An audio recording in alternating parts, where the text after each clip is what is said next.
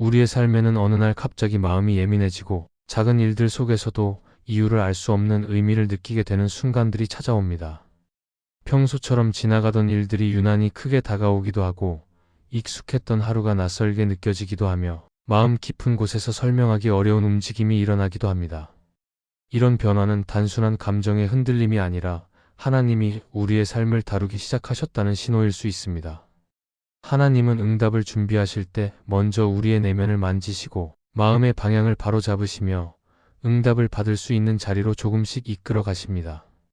그래서 응답은 갑자기 주어지는 것이 아니라 하나님이 마음을 준비시키시는 과정을 통해 다가옵니다. 우리가 이 과정을 분별하는 것이 중요한 이유는 하나님이 일하시기 시작하실 때 우리의 마음이 이미 응답을 받아들일 준비를 하고 있기 때문입니다. 내면의 변화가 시작되면 하나님이 어떤 일을 이루려고 하시는지를 더 선명하게 바라볼 수 있고 흔들림 속에서도 하나님의 선한 의도를 신뢰할 수 있게 됩니다. 그래서 하나님이 응답을 준비하실 때 나타나는 영적인 움직임을 놓치지 않는 일은 매우 중요합니다. 오늘은 하나님이 응답을 가까이 두셨을 때 우리 안에 어떤 영적인 영역을 먼저 만지시는지 함께 살펴보겠습니다. 첫째, 하나님은 응답을 준비하실 때 반복되는 상황을 통해 깨달음을 주십니다. 하나님이 우리의 삶에서 어떤 응답을 준비하고 계실 때 가장 먼저 보이기 시작하는 변화는 반복되는 상황입니다. 처음에는 별 의미 없이 지나가는 일처럼 보이지만 시간이 지나면 같은 유형의 일들이 계속 눈에 들어오고 마음을 흔들고 생각을 멈추게 만드는 순간들이 반복됩니다. 이러한 반복은 우연이 아니라 하나님이 우리를 깨우고 계시는 방식일 수 있습니다. 하나님은 우리가 놓치고 있는 것을 보게 하시기 위해 또 앞으로 무엇을 준비해야 하는지 알도록 하기 위해 삶의 여러 장면을 반복해서 보여주십니다. 그래서 반복되는 상황을 가볍게 넘기지 않는 것이 중요합니다. 반복되는 상황은 하나님이 우리의 마음을 열기 위한 부드러운 두드림과 같습니다. 우리는 바쁘고 정신없는 일상 속에서 하나님이 주시는 작은 신호들을 쉽게 놓칠 때가 많습니다. 그래서 하나님은 어떤 장면을 반복하여 보여주시고 어떤 말이 계속 들리게 하시고 어떤 사건이 마음에 오래 남도록 만지십니다. 반복은 하나님이 우리의 영적인 민감함을 깨우는 방식이며 바로 그 자리에서 깨달음이 시작됩니다. 처음에는 무심코 지나치더라도 반복될수록 우리는 그 안에서 의미를 찾게 되고 하나님이 무엇을 말씀하려 하시는지 생각하게 됩니다. 성경에서도 하나님은 반복을 통해 사람들을 깨우신 장면을 여러 번 보여주셨습니다. 엘리야는 작은 세미한 음성을 3번 듣고 나서야 하나님이 자신을 부르신다는 사실을 알아차렸고 사무엘 역시 반복되는 부르심 속에서 하나님이 자신의 이름을 부르고 계신다는 것을 깨달았습니다. 반복은 하나님이 선택한 사람에게 주시는 특별한 방식이며 자세히 바라볼수록 하나님의 뜻이 담겨 있다는 것을 알게 됩니다. 그래서 같은 상황이 계속 다가오고 비슷한 마음이 반복되고 특정한 말씀이 자꾸 들린다면 하나님이 그 안에 메시지를 담으시고 계신 것입니다. 반복되는 상황은 우리의 완고함을 부드럽게 깰 때도 있습니다. 우리는 익숙한 방식대로 살고 싶어하고 이미 알고 있는 방법을 선호하며 쉽게 변화를 받아들이지 못할 때가 많습니다. 그래서 하나님은 강한 충격 대신 반복이라는 부드러운 방식으로 우리를 이끄십니다. 조용하지만 확실하게 다가오는 반복 속에서 우리는 더 이상 외면할 수 없는 방향을 보게 되고 하나님이 왜 이 상황을 허락하고 계신지를 천천히 깨닫게 됩니다. 반복은 억지로 끌어당기는 손길이 아니라 하나님이 우리를 준비시키기 위해 마음의 문을 조금씩 열어가는 과정입니다. 또한 반복되는 상황은 우리의 내면을 정직하게 바라보게 합니다.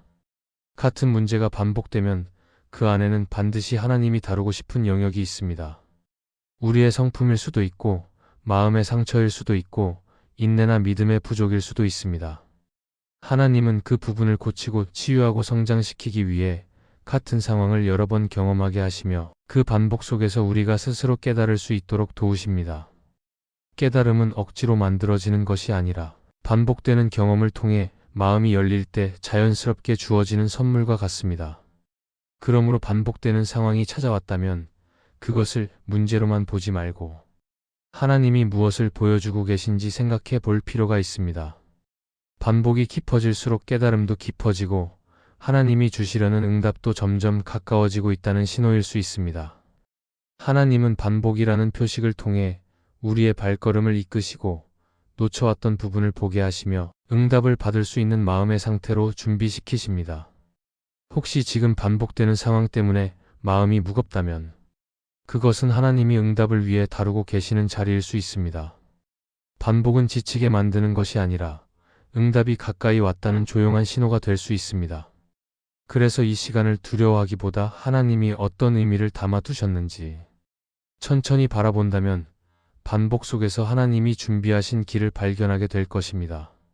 둘째, 하나님은 응답을 준비하실 때 혼자 하나님 앞에 서게 되는 시간을 가지게 하십니다. 하나님이 우리의 삶에 응답을 준비하실 때는 먼저 마음이 조용해지는 방향으로 이끄시는 때가 많습니다. 분주하게 움직이던 일상 속에서도 이유 없이 멈추고 싶어지고 사람들 사이에 있어도 마음이 깊은 곳에서는 혼자 있고 싶은 생각이 커질 때가 있습니다. 이런 변화는 단순히 감정의 기복이 아니라 하나님이 우리의 내면을 다루고 계시다는 신호일 수 있습니다. 하나님은 응답을 받는 사람이 먼저 중심을 바로 세우기를 원하시기 때문에 혼자 하나님 앞에 서는 시간을 만들도록 부드럽게 이끄십니다. 혼자 있는 시간이 주어질 때 마음은 처음에는 어색하고 불안할 수 있습니다. 그러나 시간이 흐르면 이 고요함 속에서 진짜 나의 마음이 드러나기 시작합니다.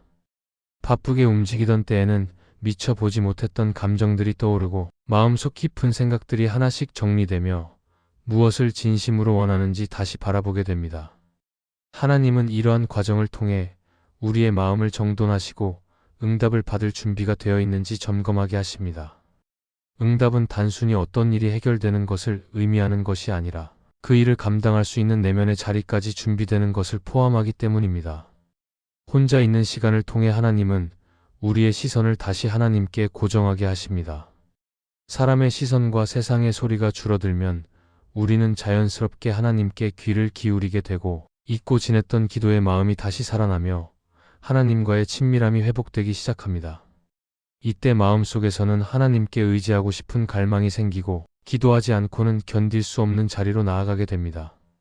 하나님은 이 시간을 통해 우리가 하나님만 의지할 수 있도록 방향을 바꾸시고 응답을 감당할 힘을 마음 깊은 곳에 심어주십니다. 혼자 하나님 앞에 서는 시간은 또한 우리의 연약함을 인정하는 과정이 되기도 합니다. 사람들 앞에서는 괜찮아 보일 수 있지만 혼자 있을 때는 감춰두었던 약함이 드러나고 마음의 무게가 느껴지며 해결되지 않은 문제들이 선명하게 모습을 드러냅니다. 그러나 이것은 하나님이 우리를 어렵게 하시려는 것이 아니라 치유와 회복의 시작으로 초대하고 계신 것입니다.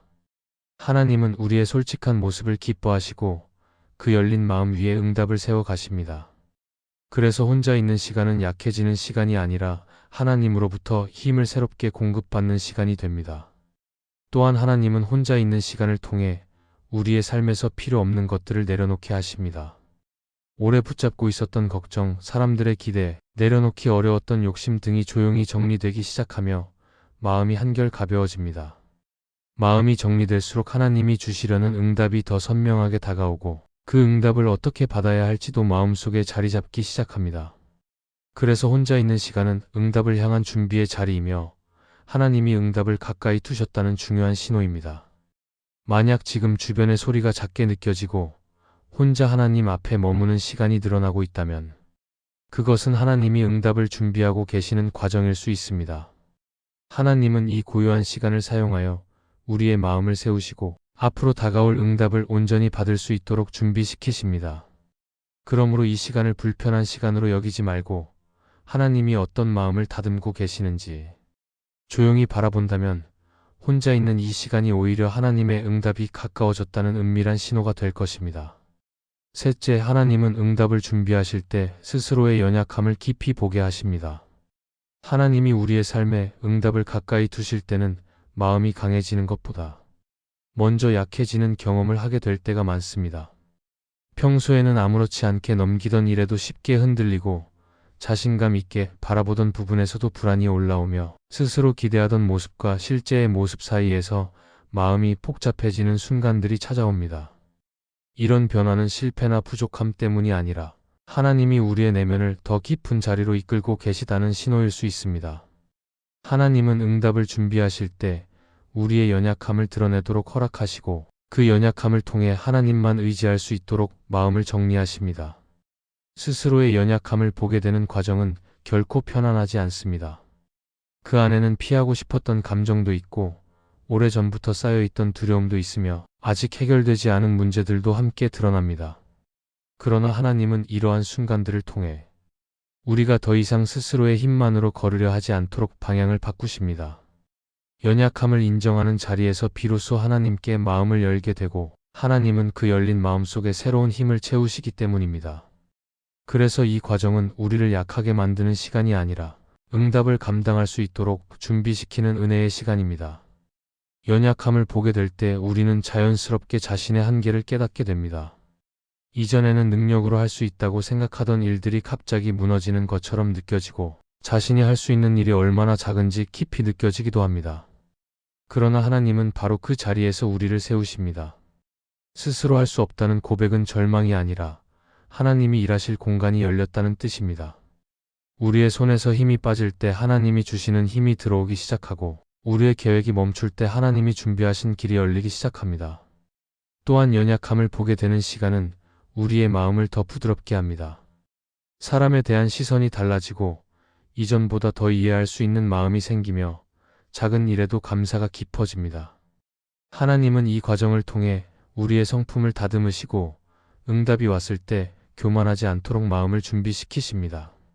그래서 연약함은 넘어짐이 아니라 하나님이 응답을 세우기 위해 먼저 다듬어 가시는 성숙의 과정이 됩니다. 이 시기를 지나면 우리는 한 가지 사실을 깊이 깨닫게 됩니다. 연약함을 드러내게 하시는 분도 하나님이시고 그 연약함을 덮어주시는 분도 하나님이시며 결국 응답을 이루어주시는 분도 하나님이시라는 고백입니다. 이 고백이 마음 깊이 자리 잡을 때 하나님은 우리가 응답을 있는 그대로 받아들일 준비가 되었다고 보십니다. 그래서 연약함을 보는 시간은 응답이 멀어진 것이 아니라 오히려 응답이 가까워졌다는 신호가 될 수 있습니다. 만약 지금 자신이 연약해졌다는 생각이 들고 마음이 예민해지고 작은 일에도 흔들린다면 낙심하지 않아도 됩니다. 하나님이 당신을 다루고 계실 수 있고 응답을 향한 길을 준비시키며 마음의 틀을 새롭게 하고 계실 수 있습니다. 연약함은 부끄러움이 아니라 하나님이 다가오셨다는 조용한 증거입니다. 그래서 이 시간을 조용히 받아들이고 하나님께 마음을 열어간다면 하나님은 그 연약함을 통해 더 깊은 응답과 더 분명한 인도하심을 보여주실 것입니다. 넷째, 하나님은 응답을 준비하실 때 마음속 조용한 확신을 주십니다. 하나님이 응답을 준비하실 때 우리의 마음을 가장 깊은 자리에서 만지시는 순간이 찾아올 때가 있습니다. 그리고 그 만지심은 사람의 말이나 상황의 변화처럼 눈에 띄게 드러나지 않을 때가 많습니다. 오히려 아주 조용하게 그러나 분명하게 다가오는 확신으로 우리를 붙들어 주실 때가 있습니다.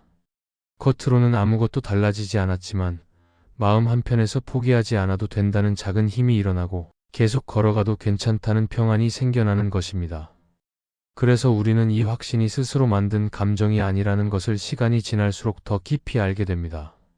흔들리고 지치던 마음이 다시 일어나는 이유가 설명하기 어렵지만 분명히 존재하고 그래서 하나님이 가까이 계시다는 사실을 조용히 느끼게 됩니다. 그리고 이 확신은 우리에게 완전한 그림을 먼저 보여주지 않을 때가 많습니다. 다만 한 걸음 더 갈 힘을 주고 기다릴 수 있는 인내를 주고 흔들릴 때 다시 중심을 잡도록 돕습니다. 우리는 그 힘이 어디에서 왔는지 설명할 수 없지만 막상 잃어버리면 아무것도 할 수 없다는 것을 알 정도로 중요한 힘입니다. 하나님은 우리의 마음을 그렇게 준비시키시며 응답을 받을 수 있을 만큼 자라게 하십니다. 그래서 상황이 바뀌기 전에 우리의 마음이 먼저 바뀌는 일이 일어나고 미래가 보이지 않던 자리에도 작은 희망이 피어오릅니다. 이 확신은 감정의 파도와 다르게 시간이 지나도 쉽게 사라지지 않습니다. 마음속 깊은 곳에 뿌리를 내리고 우리를 다시 하나님께 향하게 만들며 길을 잃기 쉬운 시간 속에서도 중심을 잃지 않도록 붙들어줍니다. 또한 하나님이 주시는 확신은 조용하지만 길을 이끄는 힘이 됩니다. 그래서 때로는 결정을 해야 할 때 두려움이 조금 줄어들고 마음이 복잡한 순간에도 한 방향으로 마음이 기울어질 때가 있습니다. 이는 우리의 지혜가 아니라 하나님이 마음을 가볍게 만지셨기 때문입니다. 우리가 해야 할 일은 그 작은 확신을 무시하지 않고 조용히 붙들며 걸어가는 것입니다. 그러다 보면 어느 순간 우리가 걸어온 길이 혼란이 아니라 인도하심이었음을 깨닫게 됩니다. 하나님은 중요한 응답을 준비하실 때 이처럼 내면을 먼저 밝히시고 마음을 준비시키십니다. 그리고 흔히 말하는 큰 기적보다 이런 조용한 변화가 더 깊고 오래가는 힘이 됩니다. 이 마음의 확신은 성경 속 많은 사람들의 발걸음을 움직였습니다. 특히 다윗의 삶에서도 이런 조용한 확신이 여러 번 등장했습니다. 그는 도망자의 삶을 살았지만 마음속 깊은 곳에 하나님이 자신을 붙들고 계신다는 확신이 있었기 때문에 끝까지 포기하지 않고 걸어갈 수 있었습니다. 주변은 흔들렸지만 마음 깊은 곳에서 사라지지 않는 평안이 그를 지탱한 것입니다. 하나님이 주시는 확신은 상황을 단번에 바꿔주지는 않아도 그 상황을 견디며 믿음으로 설 수 있도록 돕는 힘이 됩니다. 그리고 이 힘은 하나님이 응답을 가까이 두셨다는 증거가 되기도 합니다. 또한 이 확신은 우리의 중심을 다른 곳으로 옮기지 않고 하나님께 머물게 합니다. 사람의 조언은 도움이 될 수 있지만 흔들릴 때가 많고 감정은 금방 사라지지만 하나님이 주시는 것은 다릅니다. 말로 설명하기 어렵지만 필요한 순간마다 마음을 붙들어주고 그 붙들림이 시간이 지나도 남아 있습니다. 그래서 우리는 이 확신을 통해 하나님의 응답이 멀지 않았다는 사실을 조용히 느끼게 되고 마음이 닫혀있던 부분도 조금씩 열리게 됩니다. 팀 켈러는 그의 책 기도에서 이렇게 말합니다. 하나님이 우리 삶에 주시는 평안은 단순한 감정이 아니라 하나님이 이미 일하고 계시다는 신호이다. 이 말처럼 하나님이 주시는 조용한 확신은 감정 이상의 것입니다. 하나님이 이미 우리 안에서 응답의 길을 열고 계시며 필요한 시간을 채우고 계시며 우리의 마음을 응답을 받을 수 있는 자리로 이끌고 계시다는 신호입니다. 그래서 우리는 큰 소리로 들리지 않아도 마음에 스며드는 이 확신을 귀하게 여겨야 합니다. 하나님은 응답을 준비하실 때 마음속 조용한 확신을 주시고 그 확신을 통해 우리가 낙심하지 않도록 붙들어 주십니다. 그리고 그 조용한 확신을 따라 걸어갈 때 우리는 결국 하나님이 예비하신 응답의 자리까지 이르게 될 것입니다. 이 말씀이 마음의 은혜가 되셨다면 좋아요와 구독으로 함께 해주세요. 그리고 댓글에 아멘이라고 남겨주시면 하나님의 은혜가 더 많은 사람들에게 전해질 것입니다. 여러분의 삶 위에 하나님의 은혜가 언제나 함께 하시기를 바랍니다. 감사합니다.